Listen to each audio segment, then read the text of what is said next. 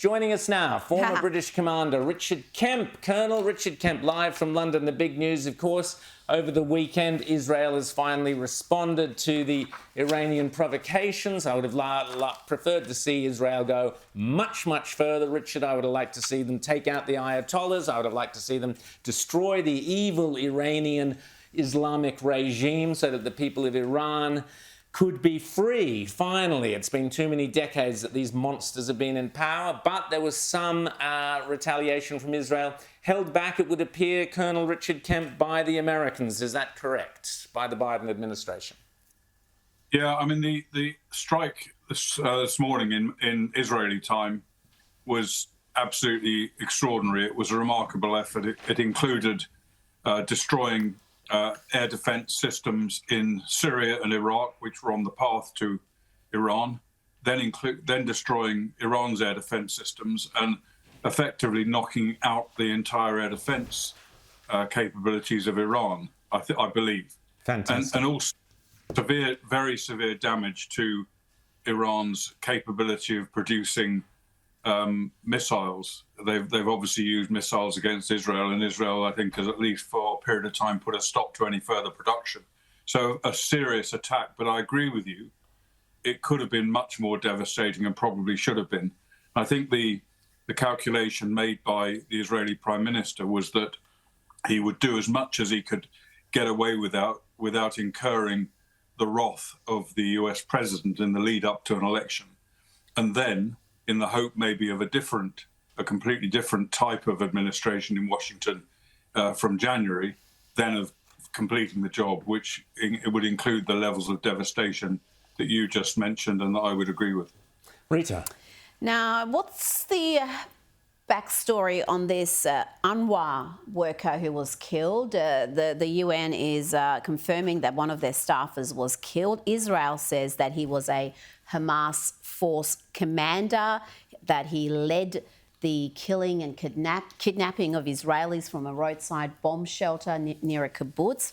His name's Mohammed Abu Atawi. Do we know if he was a commander in Hamas whilst being employed by UNRWA?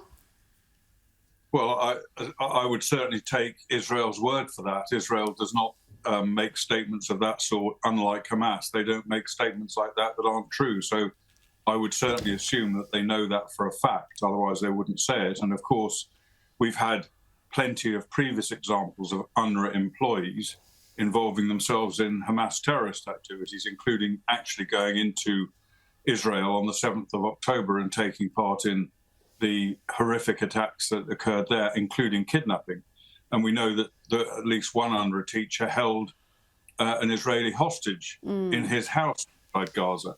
We know also it's not just UNRWA. I mean, UNRWA should be ashamed of what they've done. But it's the UN as an entity, and you look at what UNIFIL has done. UNIFIL has been there to prevent the militarization of southern Lebanon since, I think it was 1991 or 1996. And they've totally failed. And there are some reports that suggest they've actually been assisting Hezbollah in their activities in southern Lebanon. So the whole infrastructure, the whole edifice of the UN really does need to be re-examined, I think. James. What do you make, Colonel, of the reports that have come out in the last few hours that Ali Khamenei, the leader of Iran, is said to be gravely ill, terminally ill? He may only have months to live. Does this raise any prospect of regime change, particularly if there's a leadership vacuum after a change of government in the United States, assuming a Republican victory? What do you make of that? And, you know, I mean, surely the Iranian people must be sick of seeing their money being poured into tunnels in Lebanon and into weapons and so on, rather than into bettering their own lives. Well, knowing about Israel's ingenuity at dealing with people who attack their country, I think the conspiracy theorists could be forgiven for thinking maybe Khamenei's been slipped some kind of drug by Mossad.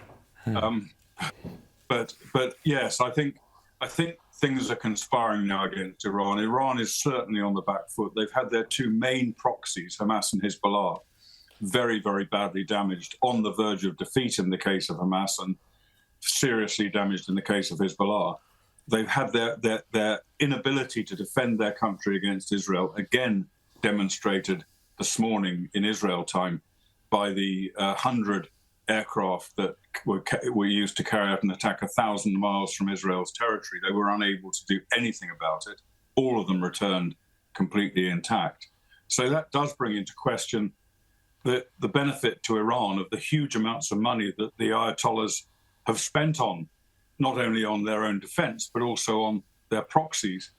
And I think that the weakening of the regime that we saw this morning will not be missed by the dissidents in Iran. There's a huge opposition to Khomeini and his regime in Iran, and this can only encourage that. So I think we can hope that at some point, maybe in the not too distant future, possibly coinciding with Khomeini's demise, I don't know, we could hope to see a different regime in Iran at some point, maybe in the next few months.